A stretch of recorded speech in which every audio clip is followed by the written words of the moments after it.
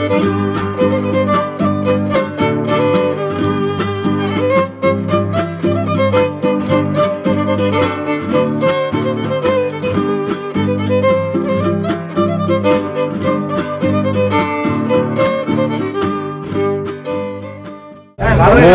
মানে না মানে না মন মানে না।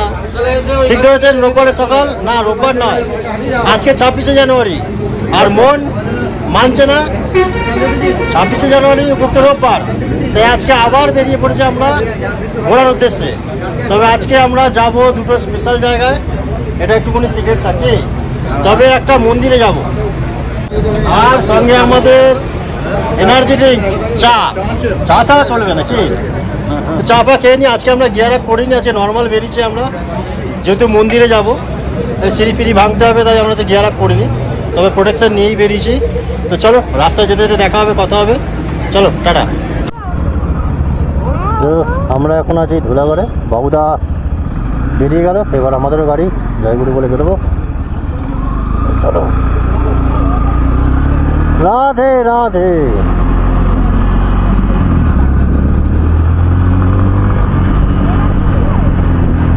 দেখাচ্ছেন? হ্যাঁ দাঁড়া, বাবুদাকে রিচ করে না একবার।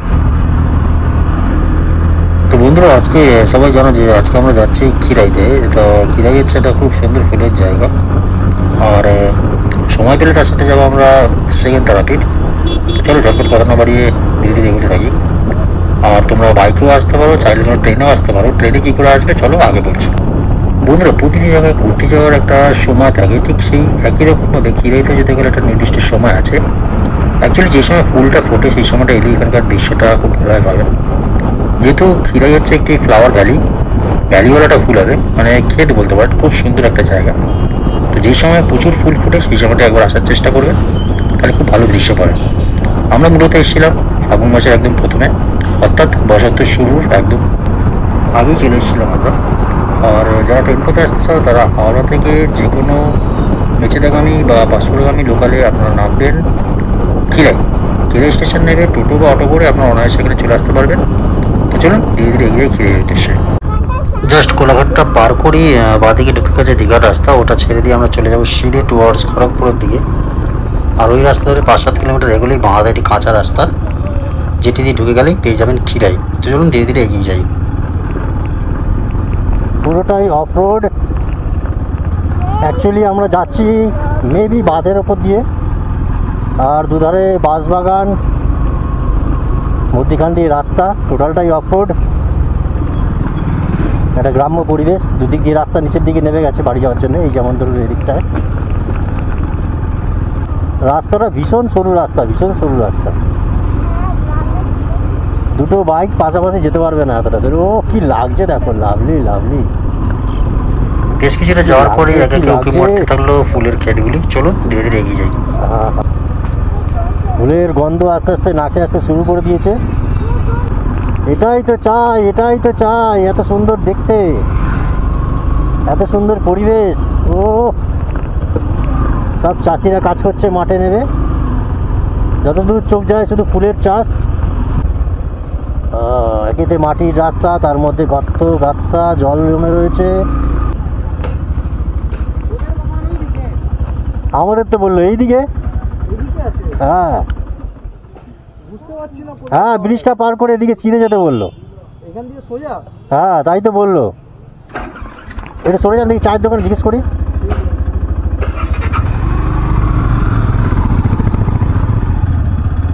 ফুলের বাগানটা কোন দিকে দাদা? নিচ দিয়ে যাবে না?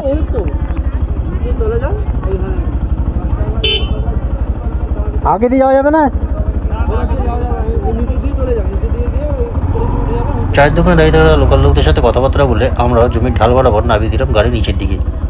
ব্রিজের তলা দিয়ে কিছু দূর গিয়ে সামনেই পড়বে খিরাই। তো চলুন ধীরে ধীরে আমরা এগিয়ে যাই। যেহেতু আমরা খুব ভোর ভোর পৌঁছে গেছিলাম, তাই আমরা গাড়ি পার্ক কোথাও করিনি, ডাইরেক্ট আমরা গাড়ি নিয়ে চলে গেছিলাম একদম কাছাকাছি।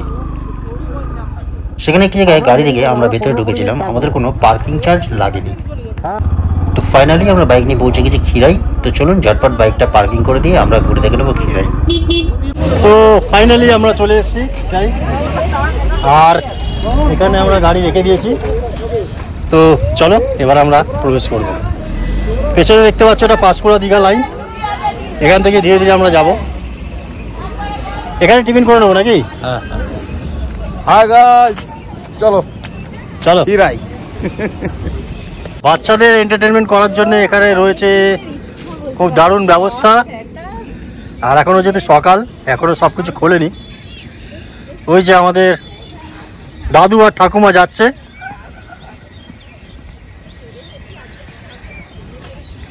আর ধীরে ধীরে উঁকি মারতে শুরু করেছে। খিরাই ফুলের বাগান। ও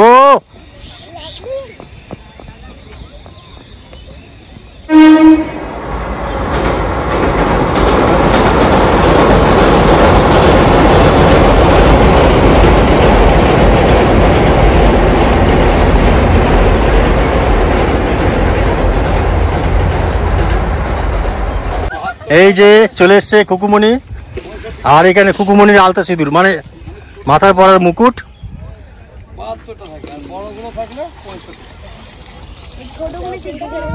ছোট ছোট থাকে না একটা, খুব সুন্দর, ওটা 72। দারুণ দারুণ। প্রচুর মানুষ এসছে, দারুণ লাগছে।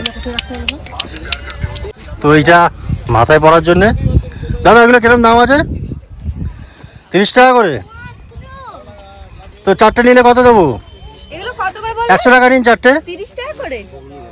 হ্যাঁ, বাহ, দারুণ লাগছে কিন্তু। চারটে 100 টাকা নিন না।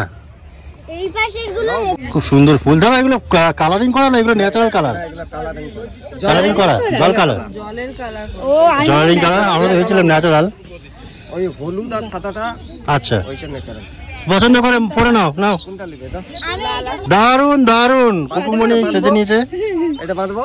হ্যাঁ, বেঁধে নিচ্ছে বাবা। গোলাপটা এবার খুব সুন্দর লাগছে, ওটার থেকে এটা অনেক বেটার। গোলাপ লাগছে তো? চোখ দেখা যাচ্ছে না তো, দেখি। আমরা ধীরে ধীরে এখন প্রবেশ করছি বাগানের মধ্যে। তবে আমরা যেটা শুনেছিলাম যে ভেতরে ঢুকলে প্রবেশ মূল্য নিচ্ছে, তা কিন্তু একদমই নয়। আমাদের থেকে প্রবেশ মূল্য নেয়নি। আর সবচেয়ে বড় কথা হচ্ছে যে ফুলগুলো দেখছেন খুবই সুন্দর। তবে বনের পশু, বনে সুন্দর, শিশুরা মাতৃ করে, ঠিকই তেমন এই ফুলগুলো গাছেই শোভা পায়। অনেক কষ্ট করে এরা ফুলগুলো চাষ করছে, অনেক কষ্ট করে প্রতিপালন করছে। তো আপনারা যারা আসবেন, হনুমানের মতন লাফালাফি করে ফুল ফুল ছিঁড়বেন না, দেখবেন, প্রকৃতির সৌন্দর্য অনুভব করবেন, আর ছবি টবি তুলে চলে যাবেন।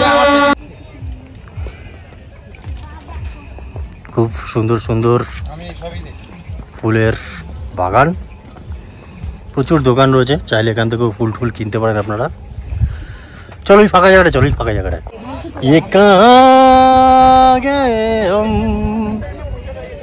দারুণ দারুণ জায়গা।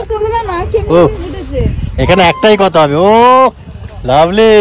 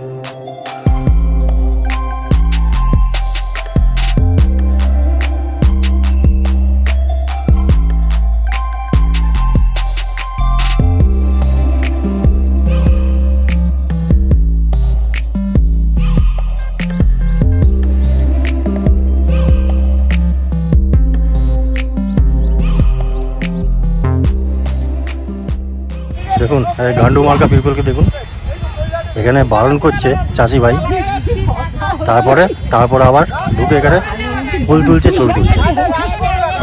আমাদের আনন্দ লাগবে, তোমাদের আনন্দ লাগবে, সবই ভালো লাগবে। ঠিক আছে, এই বাগানে ধরো সাঁতিয়া যদি যদি ডালপালা সব যদি গাছপালা যদি ভেঙে দেয়, তাহলে ওই মালটা কি আর পাবো? একদম একদম নষ্ট হয়ে যাবে। ঠিক আছে, এইরকম ব্যাপার হয়ে যাবে।